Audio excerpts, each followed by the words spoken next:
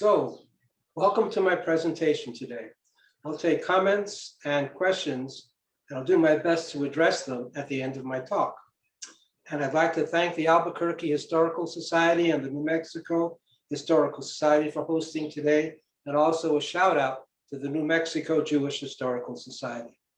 Today, I'll be talking about builders of business and community in Albuquerque, roughly from the 1930s to the 1960s, the part played by Albuquerque's Jewish citizens. Jewish merchants arrived in New Mexico via the Santa Fe Trail as early as the 1840s.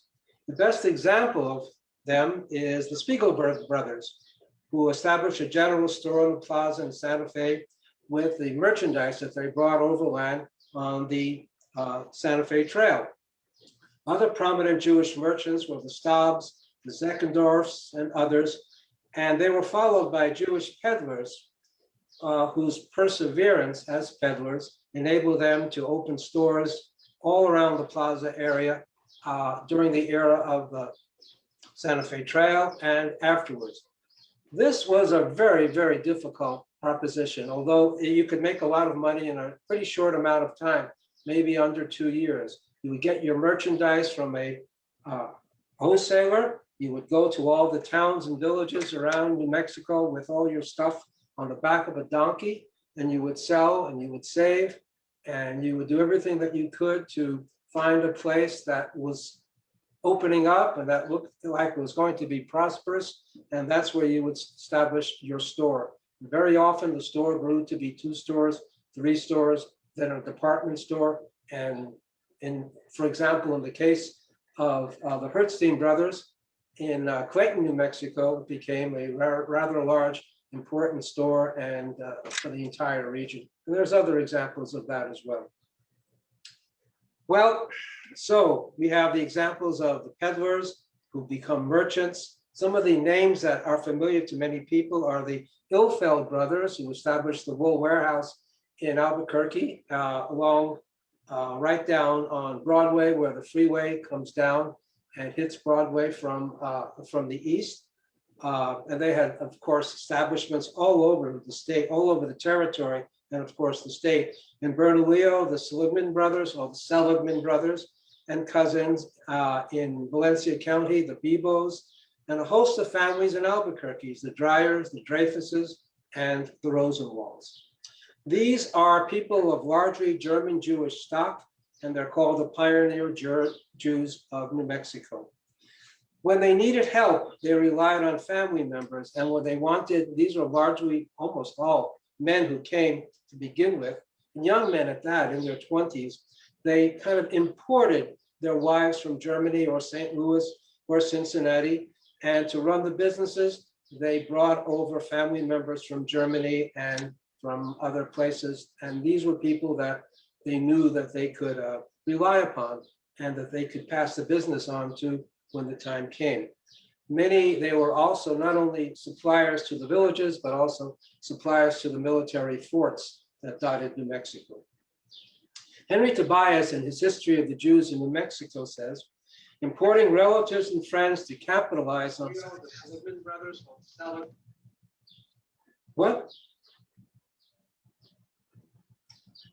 Henry Tobias says in his book, History of the Jews in New Mexico, importing relatives and friends to capitalize and expand became the norm. It was all about business and family. Religion would come later. Speaking of religion, the founding of the B'nai B'rith Lodge in the 1880s preceded the founding of Temple Albert in 1898, marking the coming of Albuquerque as a religious community.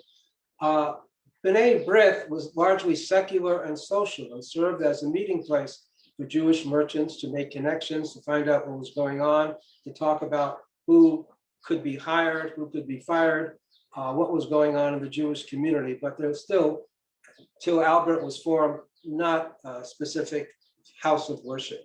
So commercial activity begins to grow, and also comes to include ranching, banking, and the export of crops to the east. Largely Eastern European Jews, not the German Jews now. These are the Jews who come from Russia and Poland. Russia meaning the Pale of Settlement. We could refer to it as the former Soviet Union. These were the ones that are now starting to come, starting in about the 1920s, to New Mexico. They are either born here or they are the children, or they were either born here or they are the children of immigrants. And they are the ones that are going to be the Jews that are going to, in a sense, replace the Jews of Germany as the commercial focus of Jewish life in New Mexico. So who are these Eastern European Jews? They're Yiddish speaking, they're Orthodox, and the highest aspiration of their families was to have them become rabbis. Good luck with that. Largely unskilled, they had few opportunities for advancement in Russia. There were restrictions on land ownership, quotas on the number of Jews in universities and certain professions. And of course, there was the ever-present anti-Semitism, pogroms, which were state-sponsored, state-certified attacks on the Jewish towns. The Jewish towns were called shtetls. And as I said, most of it is state-sponsored. And the Tsarist governments let these things happen because the Jews could always be scapegoats for the peasants' poverty. The Jews were small-time artisans, shoemakers, tailors, dairymen, but also lumber dealers because the forests were open to everyone, and teachers of young children, which shows the emphasis on learning and study, which is going to be a hallmark of Jewish life, not only in New Mexico, but just about anywhere that you go. Interesting that these bookkeepers are also the kind of the precursors of accountants and people who would become involved in the financial world as well. They also had a facility with languages. They knew Hebrew, they knew Yiddish, they knew Hebrew, but also Russian and or Polish, and also German in many cases, because it became one of the lingua francas in the border areas of Poland and mainly in Poland. Their homes for centuries were small towns with large Jewish populations. And of course, Jews wandered all over Europe following the destruction of the temple in Jerusalem. And this gives you kind of an idea of how old these Jewish communities actually are in Eastern Europe. Now, let's go over back to the 1880s. What's happening in not only the United States, but on a lower scale in Russia and in Poland, there is industrialization taking place. There are factories for textiles, there are factories for making ready-made goods, there are factories for making pots and pans and all kinds of household things and hardware. And these factories are desperate for workers. So many of these workers, many of these Jews who live in these small towns, these shtetls, are going to start moving into the big towns of Russia and Poland. There, they're going to start demanding rights for workers because the working conditions are so terrible. They also want political power. This is going to happen at the same time that political power of the state is starting to weaken because of its own corruption. It's also going to be the beginning of movements such as Zionism and beginning of socialism. At the same time, now again, we're talking about the 1880s, America's open door policy is going to call for immigration. There's a great need for factory workers, particularly in the garment trade, for ready-made goods, particularly in New York. My dad was one of these people who became a worker, a sewing machine operator, when he came over as an immigrant. So there's going to be a great flood of Jewish immigration from 1880 to 1924. 1924, the gates were closed essentially for Jewish immigration. So we have that long period of about 45 years when Jews came over in very, very high numbers. The trickle of this flow, though, finds its way to Albuquerque. either directly from Ellis Island or for several thousand Jews, about 10,000 Jews, to Galveston, Texas. And this small number is big in terms of how immigrants move across Texas into New Mexico. Again, not a large number, but there are Jewish families here in Albuquerque who trace their ancestry back to an ancestor who came through the port of Galveston. Now, why didn't more Jews come here? Open place, lots of opportunity, things were cheap.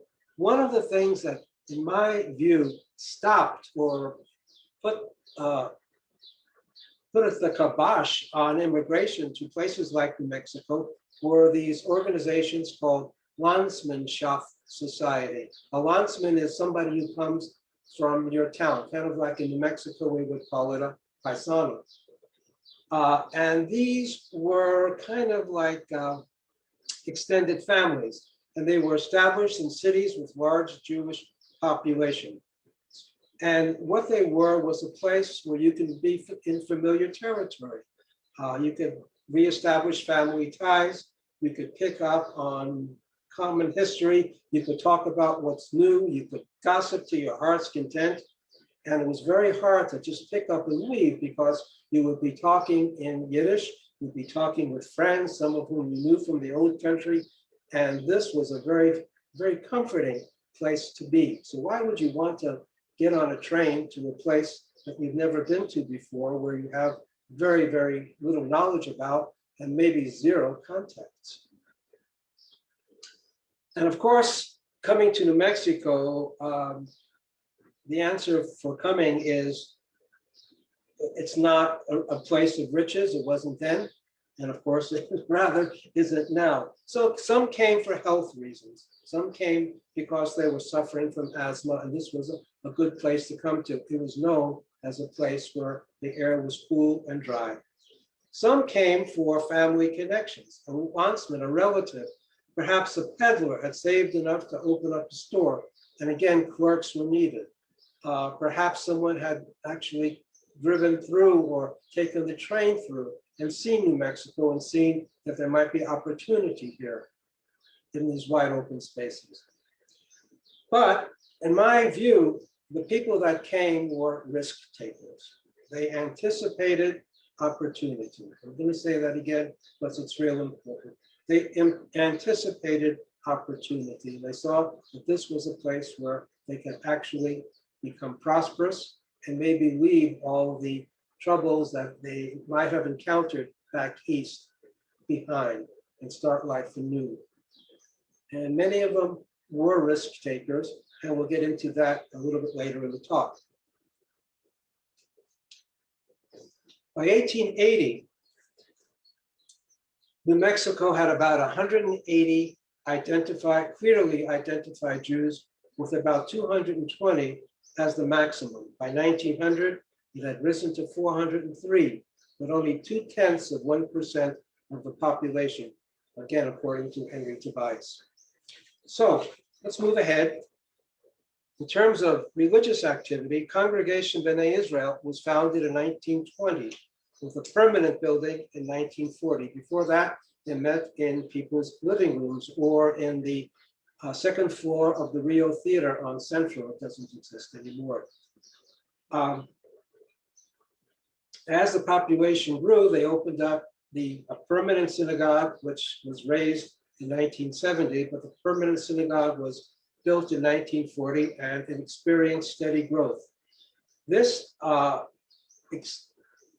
growth happened at the same time that Temple Albert was also growing, and in the 1950s, which were the boom years for Albuquerque growth because of Lovelace and the bases, Jewish professionals mainly were attracted to Albuquerque for jobs and opportunity, and they came here and they joined the congregations.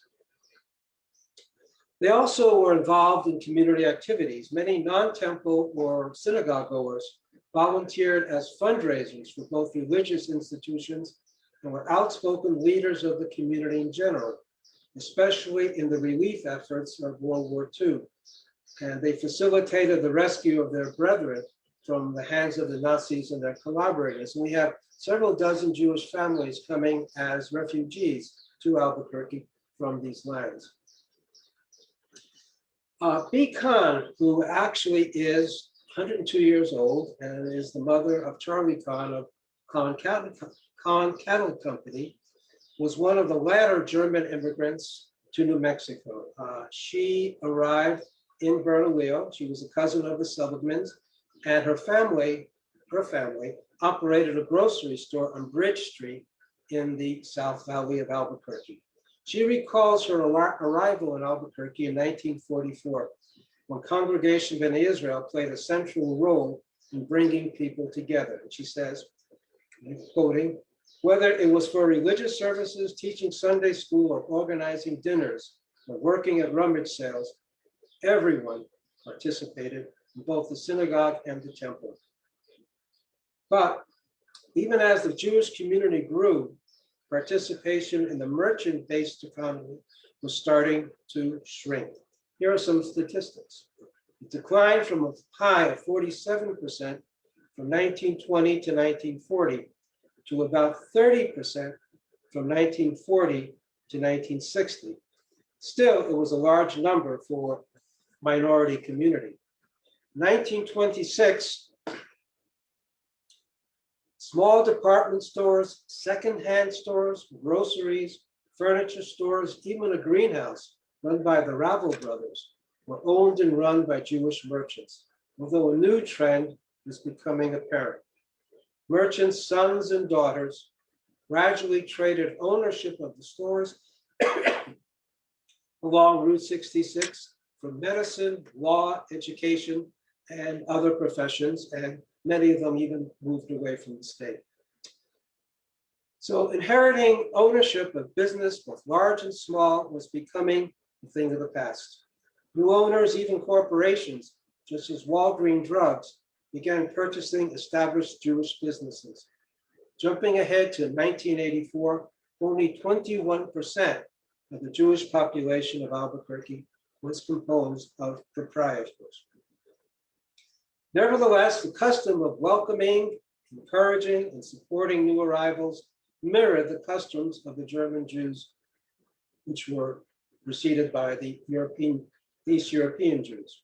Stories abound of merchants helping one another when stores were low, of lending money, rebuilding after a fire, and even extending credit to competitors. Jews who came to Albuquerque in the 1930s and 40s were a mixture of foreign-born who arrived on American shores as children or teenagers, or as native-born in their 20s, 30s, and early 40s. The percentage who affiliated with the two synagogues is unknown, but for those looking for a Jewish face, the friendly face of a landsman, a countryman, the temple or the synagogue became the customary place to make friends. In 1994, a tribute book honoring 50-year-plus members, Congregation B'nai Israel, was published, honoring 28 couples and individuals. It's not meant to be a primary source, but it has evolved into a unique treasure trove of first-person accounts revealing in rich detail why and how these people came to Albuquerque. Congregation B'nai Israel was established in 1920, but its first building was built, as I said before, in 1940. Its orientation was traditional, while that of Temple Albert was organized mainly by German Jews and was reformed. That means there were many more innovations that were not present in Orthodox service, and conservative service was kind of a mixture of Reform and Orthodox traditions. Okay, so the 28 couples or individuals were interviewed by a team of 14, including Anita Miller, Myra Gasser, and edited by Lisa Major and Sharon Mayo. Here are some of the names. Many are still familiar to us, and I'll be talking about them quite a bit. Blaugren brothers established American Furniture here. Manny Block established Globe Furniture. Maury Bobrick bought up Wright's Indian store. The Bromberg brothers, Sheldon and Herman, established El Cambio on 4th Street and Bridge, which went on for many decades. The Dreyfuses and the Dryers owned clothing stores on Central. Garden Schwartzes inherited Cook's sporting goods, and it became quite a sporting goods emporium from that, and evolved to selling sporting goods for decades following their establishment on Central years prior to that. Simon's Western Wear, which was established by my friend Cy Goldwyn. He was, in the Yiddish tradition, the Jewish tradition, a real mensch, a worthy individual. He was president of the synagogue. He was very active in moving Albuquerque forward in the commercial world. His wife, Becky, was on the board of All Faiths. He established a scholarship for study in Israel for a worthy student in the religious school of B'nai Israel, and really was a wonderful employer. When he decided he was going to retire, he left the business to his employees, and they ran it for several years. We have the Cooper's Western Wear. We have Kurt Cuvier of Kurt's Camera Corral, the Meyer brothers, who established a men's clothing store on Central, the Mizels with their iconic Indian store on Central, Philip Pfeffer, interesting, who established, Philip became Felipe, established Philip's Indian store located in Old Town, right next to Manny's Covered Wagon. He had been classically trained as a cantor back in Belgium before he came to Albuquerque just prior to World War II. And of course, we have the Covered Wagon by Manny Goodman, Freed Imports next to the Chemo Theater. We have the Pollocks, who established Save on Flowers, the Ravel brothers, feed stores, and general merchandise all along the Rio Grande Valley.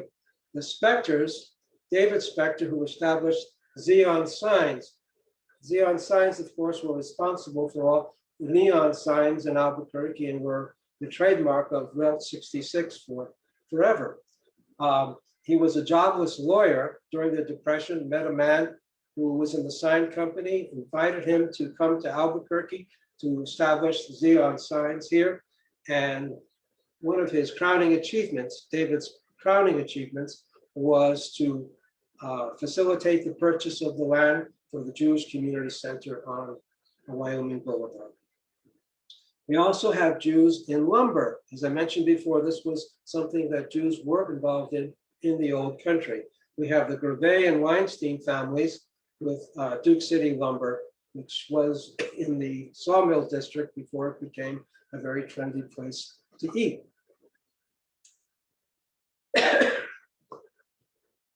So, even other things other than health, and in the case of the Taylors, who established TP Pipe and Pump, whose car broke down in Albuquerque, and they decided to stay, giving a nice welcome by the Jewish community here. Others came because of health reasons. The most well-known, probably, that I've been able to find are the Brombergs, who came here because of asthma in the family. So, visits to the local house of worship on a Friday night, and the gracious welcome given to them by long-time synagogue or temple goers caused many to consider Los Angeles or Phoenix as the ultimate destination. And so they decided to put down roots here in Albuquerque. The hard times of the Great Depression brought at least two others. Estelle Bernstein says, and I quote, "Times were tough, and the Depression hit the Pollock," that's the Save on Flower family, and Bernstein families. We left precious belongings behind and left Denver in the fall of 1933 and settled in Albuquerque. These families, among others, had already been merchants in mainly Midwestern cities. As the Depression worsened, Jenny and Philip Friedman moved west in 1936. Philip founded Philip's Mercantile. Many of the people who've been living here, who've lived here a long time, remember that, which is the precursor of Value House. Albuquerqueans were able to buy almost anything from basketballs, patio furniture, to beauty supplies to diamond rings, and multiple cavernous stores spread throughout the city. Since then, they have been supplanted by Walmarts. The pioneering spirit explicitly brought several others. In 1936, Manny Blaugrund decided to venture out on his own from El Paso, where he had mastered English, Spanish, and the family furniture business. He chose Albuquerque over Los Angeles and Phoenix to open his store, which over the years evolved into American Home with several locations in the Southwest, which was family held until the 1980s. One of the building blocks of Congregation B'nai Israel moved to Albuquerque in 1932, also to be in the furniture business. This was Herman Bloch, who opened up Globe Furniture on Silver Street, a world away from Minsk in the deep South, Mississippi specifically, where family members taught the 20-year-old the family business. Few of the stories related in the tribute book bear a strong resemblance to the life of a typical Jewish tradesman in Russia at the turn of the last century. Speaking of Herman Bromberg, the interviewers in this tribute book said, he and his father went from town to town in New Mexico bartering. This mirrored the life of a Jewish peddler, a nicer word being traveling salesman, anywhere in the Jewish Pale of settlement. And so picking up the pack, putting it on your back or the pack animal was something that actually passed over from the old country to the new. The Brombergs eventually opened up El Cambio on 4th and Bridge, now directly across the street from the National Hispanic Cultural Center. Of course, it doesn't exist anymore. In the mid-1980s, before the supermarket was closed and later demolished, I recall visiting it and marveling at the handwritten ledgers in which Herman and Sheldon Bromberg kept the credit accounts of their customers. As Sheldon remarked, I kept the sheep ranchers on the books when times were rough for them. I knew Walter Cohn, who was my neighbor and served on the National Board of Directors of Walgreens Drug.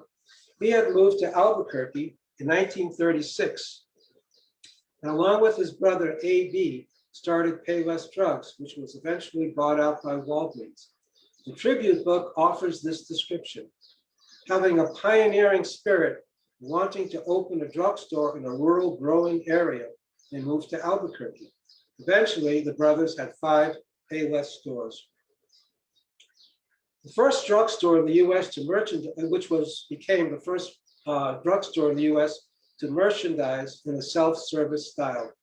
Similar to the Cones is the story of the Pollocks, which also reveals risk-taking and trend-setting. Max Pollock, who already knew the flower business, saw the trend in how customers were purchasing retail goods. It was trending towards less service and lower prices. Thus, the family operated Save on Flowers, with several locations following this cash and carry style. Coen Brothers' story is very similar to that of Henry Hilson. Many of you remember the Hilson's Western wear on Central and Wyoming. Shortly after his wedding to Ruth, the tribute book says, Henry struck out on his own. He operated out of a panels truck with a sign reading Henry Hilson and Company, which eventually became New Mexico's largest privately owned wholesale dry goods company, headquartered in Albuquerque. From the 1930s on, the term dry goods became synonymous for a Jewish family-owned store selling clothing, bedding, drapes, and the like. Albuquerque merchants such as Simon Goldman, David Cooper, and Harold Gardenschwartz first introduced the term sporting goods and Western wear to New Mexico. Cook's Sporting Goods on 6th Street, which would evolve, as I said before, into Gardenschwartz Sports, and Simon's Western Wear and Cooper's illustrate the prominence of Jewish merchants in this distinctly American branded industry. Other businesses up and down Route 66, extending to a radius of about a mile or two in all directions, became fixtures, mainly in the retail trade. Thus, we found liquor stores, men's fine clothing stores, florists, camera dealers such as Kurt Cuvier, jewelry suppliers such as Saul Bell, treasures from the pueblos and reservations, the Freed brothers and the Bobricks, and even Saul Taylor's PT, pipe, and pump, and a selection of just about everything in the Ginza's aptly named Gizmo store. The Ravel brothers, whose hair-raising story of being raided by Pancho Villa in their Columbus, New Mexico store, they were people who came over from, the Ravel brothers had come over through the port of El Paso, the port of Galveston, transitioned from the era of the pioneer Jew to the modern era of the East European Jew. The brothers owned a grain and feed store with garden supplies, and eventually they had 5 stores in the Rio Grande Valley. Commercial dealings with Native Americans, according to some who have researched this topic, is a sensitive one. We'll talk a little bit about it. It touches upon the interaction of indigenous people with those with whom they engage in business. Were Native artisans actually taken advantage of? Or did retailers, essentially middlemen, who purchased and resold handmade items, actually boost the Indian economy? You consider the role of certain Jewish merchants whose trade was almost exclusively based on dealing in Native American arts and crafts. A few anecdotes add important information and also enlighten the conversation. There was Morris Meisel, whose store in the heart of downtown Albuquerque featured live demonstrations of Native Americans at work fashioning jewelry, which attracted tourists to their businesses and created additional markets for Native American goods. And then there's the story of Manny Goodman, whose iconic covered wagon in Old Town, the Old Town Plaza, brought an amazing selection of handcrafted items to tourists with both deep and shallow pockets. Manny never joined the synagogue, but held deeply to the Jewish practice of tzedakah, or giving from the heart, as evidenced by Manny's contributions to the founding of the Albuquerque Jewish Community Center. What was the basis of Indian Jewish commerce? Could it be traced back to Eastern Europeans dealing not so much with their neighbors in finished goods, horses and cattle and clothing, but with some exotic items, jewelry, for example? More research is needed to address this question, which might reveal some very fascinating information. And so the dynamism of the Jewish merchants in Albuquerque and environs is matched by their zeal in building the Jewish community. Stories are still told about the women of the B'nai Israel Sisterhood taking out the trash from Shabbat celebrations, following the services in the old Rio Theater, since demolished on Central Avenue. This and other stories still resonate with longtime Albuquerque residents as they sit and recall the bygone days of a much smaller but no less vibrant Jewish community. There's also a far cry from the immigrants who formed the insular Landsmannschaft societies long ago, who wanted to stay put and not venture out into a new place. These were not risk takers, as were the ones that came here. The Jews who came to Albuquerque from the late 1920s on sought assimilation, but on their own terms in American life, unlike members of my own family, for example, who feared it. They were not, and my family was not able or willing to take the enormous risks involved in making the move, starting a business, rolling up your sleeves to build a community and sustain Jewish life in a faraway land, as were the second wave of Jewish pioneers right here in Albuquerque. There's also a few other footnotes that I'd like to add. One is anti-Semitism, which in my research and my family histories that I've done, written about, doesn't come up, hardly ever comes up. And of course, the Jewish community had to interact with the general community.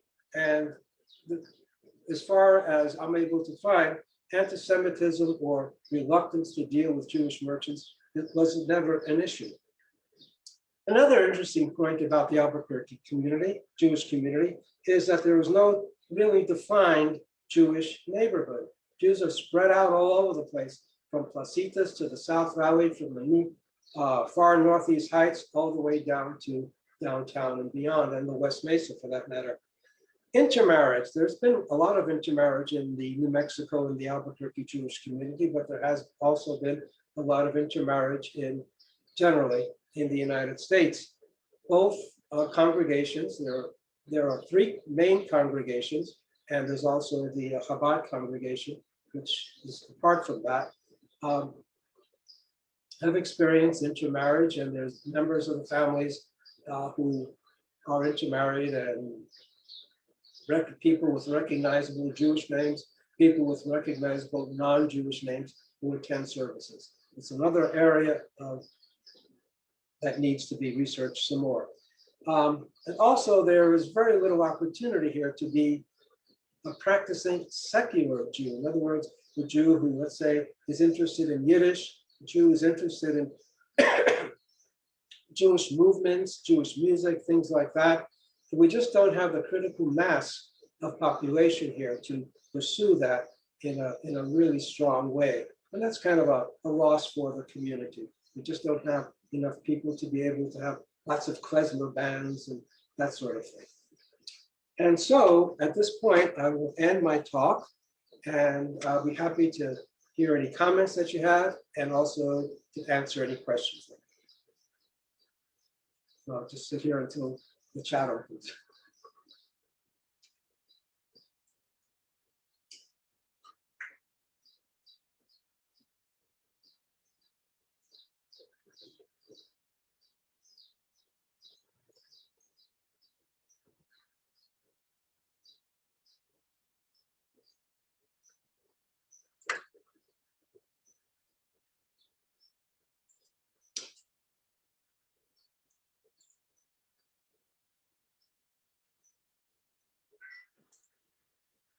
Bear?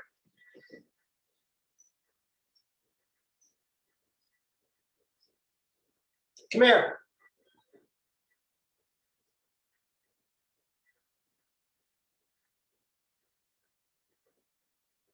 Hurry up. Hurry up, I lost it.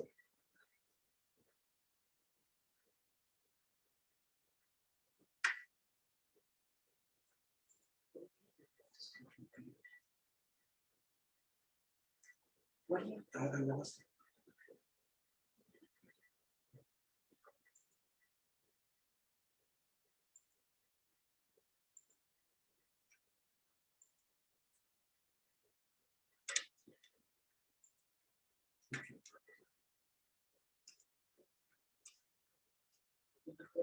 Yeah. Mr. Jackson, thanks you.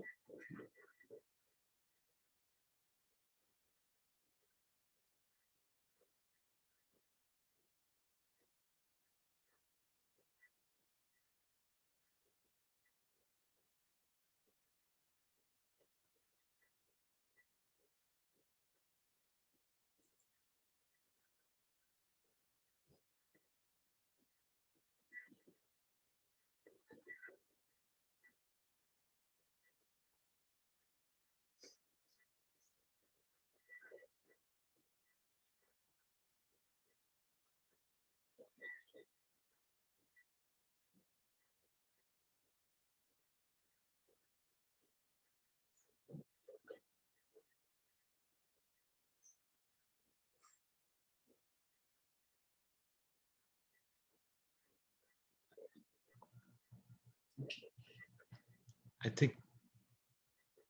Yeah. There's another one. Exactly.